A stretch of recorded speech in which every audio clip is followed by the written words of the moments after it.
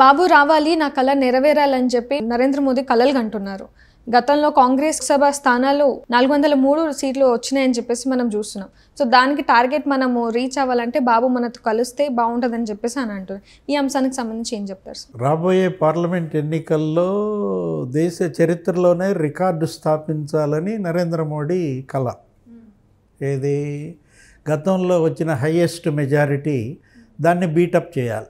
గతంలో highest majority ఎవరికి వచ్చింది? రాజీవ్ గాంధీ గారికి వచ్చింది. ఇందిరాగాంధీ అసాసినేషన్ తర్వాత ఆయనకి దేశవ్యాప్తంగా సింపతి వెల్లువెత్తింది. ఏది ఆమెను చంపేశారు అనే సానుభూతిలో నీకు కాంగ్రెస్ పార్టీ 84లో 404 సీట్లు కొట్టారు. అప్పుడు ఎన్టీ రామారావు ఇక్కడ ఆంధ్రప్రదేశ్లో ఎన్టీ రామారావుని కూలదోసి నాదెండ్ల భాస్కర్ రావు ముఖ్యమంత్రి కావటం కరెక్ట్గా అప్పుడే ఆ ఎన్నిక. ఒక ఆంధ్రప్రదేశ్ మినహా దేశం మొత్తం రాజీవ్ గాంధీకి జైహో అన్నారు. అవును. ఏది ఒక ఆంధ్రప్రదేశ్లో ఎన్టీఆర్ రెసిస్ట్ చేశారు. ఇక్కడ ఎన్టీఆర్కి ఎక్కువ సీట్లు వచ్చాయి. అప్పుడే నీకు తెలుగుదేశం ప్రధాన ప్రతిపక్షంగా ఏర్పడింది. లోక్సభలో 32 ఎంపీలతో ఒక ప్రాంతీయ పార్టీ ప్రధాన ప్రతిపక్షం కావడం అదే ఫస్ట్ టైం. అలాంటి పరిస్థితి మళ్ళా ఇప్పుడు రావాలి అని నరేంద్ర మోడీ కలగంటున్నాడు. అంటే రాజీవ్ గాంధీ రికార్డు బీట్ చేయాలంటే నరేంద్ర మోడీకి ముందున్న టార్గెట్ ఏంటి? సౌత్. మోడీ గారికి దక్షిణాది కొరుకుడు పడతల్లా. ఏది ఉత్తరాది మొత్తం ఆయన వేవ్ నడుస్తోంది. ఇక అయోధ్య రామాలయం దెబ్బకి ఇక జై శ్రీరామ్ అంతా జై శ్రీరామ్ జై శ్రీరామ్ అంటున్న దీంట్లో కొరుకుడు పడని దక్షిణాదిలో మరి ఎలా పాగా వేయాలి? ఇక్కడ విభిన్న రాష్ట్రాలు, విభిన్న సంస్కృతులు, ద్రవిడ సంస్కృతి నీకు తెలుసు. తమిళనాడులో ఆయన కాలు పెట్టలేకపోతున్నాడు. స్టాలిన్ ఉన్నాడు అక్కడేదో అన్నాడీఎంకేని చీల్చి శశికళని ఇబ్బంది పెట్టి ఆ పళనిస్వామి అది కొంత నడిపినా బీజేపీ అక్కడ వెళ్ళునుకోలేకపోయింది. వాళ్ళ రాష్ట్రం ఏది? కర్ణాటక. యడ్యూరప్ప బీజేపీ బలంగా ఉన్న రాష్ట్రం, ముఖ్యమంత్రిగా కూడా పనిచేసిన రాష్ట్రం. అది కాస్త ఓడిపోయింది. అవును. మొన్న ఎలక్షన్లో ఎవరు గెలిచారు? సిద్ధరామయ్య, శివకుమార్ అక్కడ మ్యాజిక్ చేశాడు. కాంగ్రెస్ గెలిచింది. అసలు కర్ణాటకలో కాంగ్రెస్ గెలుపు ప్రభావం తెలంగాణ పైన పడింది. తెలంగాణలో రేవంత్ రెడ్డి సీఎం అయిపోయాడు. ఈ పరిస్థితుల్లో ఇక మోడీకి దిక్కెవరు? ఇక్కడ చంద్రబాబు. ఇక అతనికి ఆల్టర్నేటివ్ ఇక తప్పదన్నమాట. అన్యథా శరణం నాస్తి అన్నట్టుగా తన కళ నెరవేర్చడం కోసం ఇప్పుడు బాబుతో దోస్తీ. అదే కదా అమిత్ షా నుంచి చంద్రబాబుకు ఫోన్ రావటం, ఈయన హుటాహుటిన ఢిల్లీ వెళ్ళడం, వాళ్ళ మధ్య చర్చలు మనం చూసాం. అవును. తెలుగుదేశం జనసేన అలయన్స్ అయిపోయి ఇక వాళ్ళు సీట్లు ప్రకటిస్తున్నారు రేపో ఎల్లుండో అనుకునే పరిస్థితుల్లో ఆగింది. కారణం ఏంటంటే అమిత్ షా కూడా అలయన్స్కి సిద్ధం కావటం. అక్కడ వేవ్ రాబోతోంది.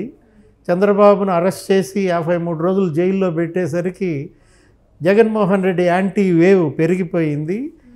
చంద్రబాబు వేవ్ కొడుతోంది కాబట్టి ఆయనతో పొత్తు పెట్టుకుంటే అక్కడ 25 లోక్సభ సీట్లు ఉన్నాయి.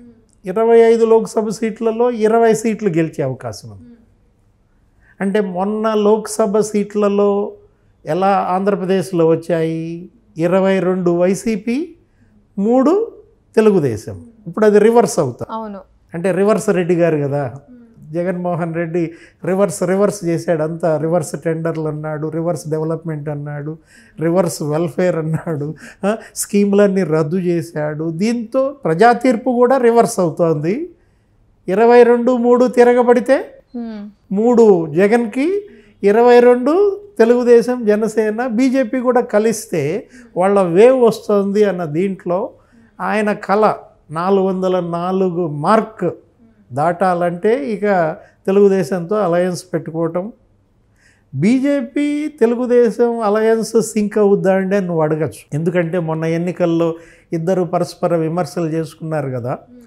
ఇప్పుడు మరి బీజేపీ తెలుగుదేశం రేపొద్దున పొత్తుతో పెట్టుకుంటే ఏమన్నా జగన్కి లాభపడే అవకాశం ఉందా అంటే, ఈ 3 పార్టీలు ఎత్తుకున్న స్లోగన్ ఏంటి? వైసీపీ విముక్త ఆంధ్రప్రదేశ్, జగన్ విముక్త ఆంధ్రప్రదేశ్. పవన్ కళ్యాణ్ చెప్పినా అదే జనసేన, ఉమ్. చంద్రబాబు చెప్పినా అదే, జగన్ చెప్పు. ఇప్పుడు బీజేపీ చెప్తున్నా అదే. ఏది బై బై జగన్, అవును. బై బై జగన్ అనేది బాగా వెళ్తోంది. వాళ్ళ చెల్లె చెప్తోంది కదా, ఎవరు షర్మిల మొన్న మొత్తం సుడిగాలి ప్రచారం చేసి ఏమంది, బై బై జగన్ అని ఆమె చెప్పేస్తోంది. ఇప్పుడు జగన్కి బై బై చెప్పడం ఖాయం అన్న పరిస్థితుల్లో వీళ్ళిద్దరి మధ్య మరి సింక్ అవుద్దా లేదా అంటే, బీజేపీ తెలుగుదేశం సహజ మిత్రపక్షాలు, అంటే న్యాచురల్ అలీస్. గతంలో తెలుగుదేశం ఇప్పటికీ 10 ఎన్నికలు పార్టిసిపేట్ చేసింది. ఆవిర్భావం నుంచి మనం చూస్తే 83లో పుట్టింది ఆ పార్టీ. ఈ 42 ఏళ్లలో 10 ఎన్నికలకు వెళ్తే 10 ఎన్నికల్లో 5 ఎన్నికలు బీజేపీ పొత్తుతో వెళ్ళింది. అంటే ఎన్టీఆర్ హయాం, చంద్రబాబు హయాంలో 85లో ఎన్టీఆర్ని దించేసినప్పుడు ఈ రెండు పొత్తు పెట్టుకున్నాయి. అప్పుడు ఎన్టీఆర్ ఏం చేశారు, అటు కమ్యూనిస్టులతో ఇటు బీజేపీతో కూడా ప్యారలల్గా నడిచాడు. అవును. మంచి విక్టరీ వచ్చింది. నీకు దగ్గర దగ్గర 202 సీట్లలో కొట్టేశారు. ఆ తర్వాత మళ్ళీ ఒకసారి పొత్తు బ్రేక్ అయినా, ఒకసారి పొత్తు కలిసినా ఇలా వస్తూ వచ్చింది. 4-5 సార్లు పొత్తు పెట్టుకున్నప్పుడు నీకు ఒక టైంలో 1998 ఎలక్షన్స్లో బీజేపీ 18% కొట్టింది. 18% ఓట్లు బీజేపీకి వచ్చాయంటే చాలా గొప్ప. అవును. అంటే మొన్న ప్రజారాజ్యం చిరంజీవి పెట్టాడు చూసావా, 2009లో ఆయనకి ఎంత వచ్చాయి, 18% వచ్చాయి. అంత కొట్టిందనమాట బీజేపీ. నీకు 7 ఎంపీ సీట్లు కొట్టారు. కృష్ణంరాజు వీళ్ళందరూ కూడా, పిఠాపురం రాజా ఉంటాడు, సత్యనారాయణ గారు, ఆ జమీందారు అనమాట, వీళ్ళందరూ గెలిచారు అప్పట్లో.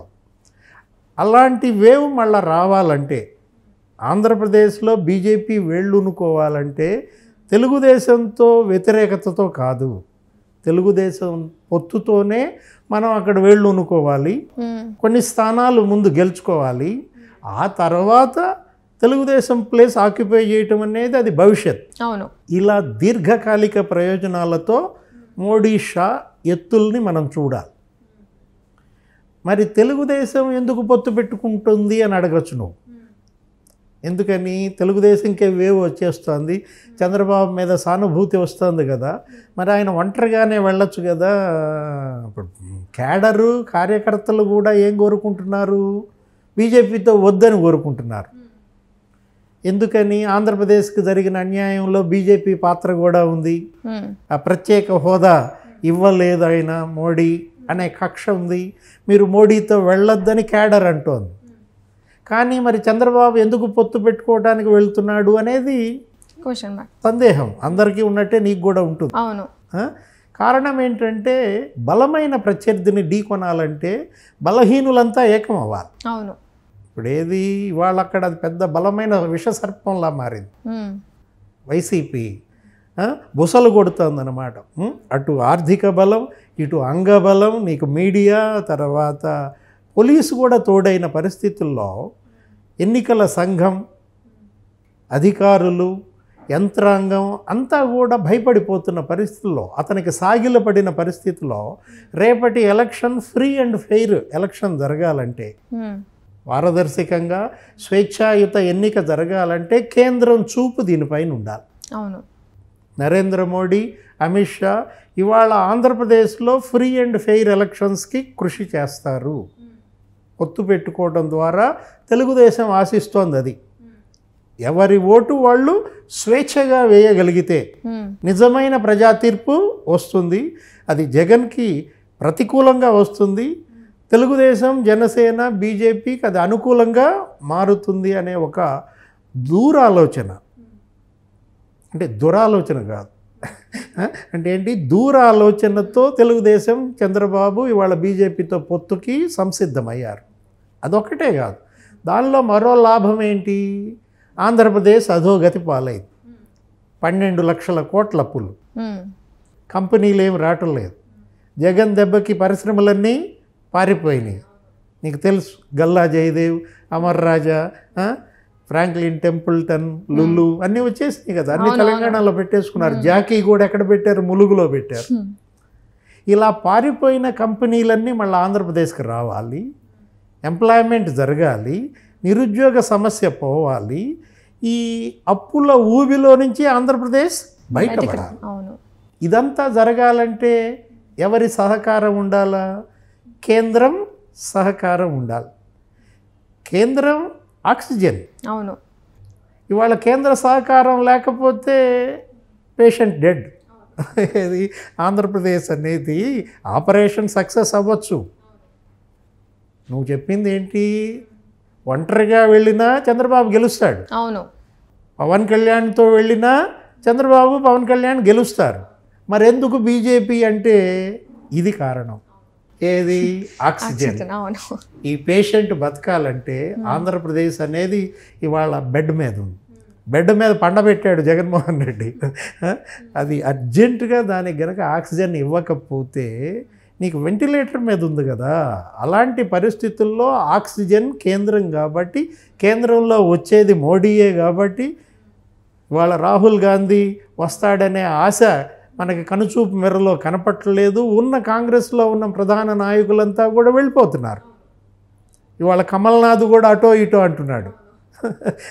కమల్నాథే అటు బీజేపీలో చేరతాడా, ఇటు చేరతాడా, అజయ్ మాకెన్ కూడా వెళ్తున్నాడు అన్న పరిస్థితుల్లో రాహుల్ గాంధీకి నీకు south to north Jodo Yatra కలిసి వచ్చింది. జోడో యాత్ర మన మీదుగా వెళ్ళింది కదా, తెలంగాణ మీదుగా. అది ఆయనకు మంచి అడ్వాంటేజ్ అయింది. నీకు కర్ణాటక గెలిచింది, తెలంగాణ గెలిచింది, సక్సెస్ అయింది. ఇప్పుడు ఆయన ఏం చేశాడు? ఈస్ట్ టు వెస్ట్ పెట్టాడు జోడో యాత్ర. మణిపూర్ నుంచి ప్రారంభించి ముంబైకి కలిసి రాల. మమతా బెనర్జీ పశ్చిమ బెంగాల్లో అడుగు పెట్టగానే ఎదురు తిరిగింది ఆమె. నాకు అసలు చెప్పకుండా నా రాష్ట్రంలో పాదయాత్ర అని. నితీష్ మోడీలో చేరిపోయాడు. తలాక్ చెప్పేసి ఎవరి దాంట్లో మోడీ దగ్గరికి వెళ్ళిపోయాడు. ఆయన అక్కడ అడుగు పెడితే అక్కడ ఏమవుతుంది? East to west Jodo Yatra ఆయనకి కలిసి రాలేదు. ఈ పరిస్థితుల్లో చంద్రబాబు దూరాలోచన చేసి రాబోయేది గనక మోడీ ప్రభుత్వం అయితే మరి ఆంధ్రప్రదేశ్ పైన సహకారం పూర్తిగా ఉండాలి కాబట్టి ఆయన ఈ లక్ష్యం కోసం పొత్తుకి వెళ్తున్నాడు. మిత్రపక్షాలే కాబట్టి 2014లో ఈ జోడీ క్లిక్ అయిన జోడీయే కదా. అవును. బాబు మోడీ జోడీ అనేవాడు ఎవరు? వెంకయ్య నాయుడు. ఎక్కడ చూసినా మనకి ప్రసంగాల్లో మళ్ళా రేపు అదే వినపడుద్ది అనమాట. మళ్ళా బాబు మోడీ జోడీ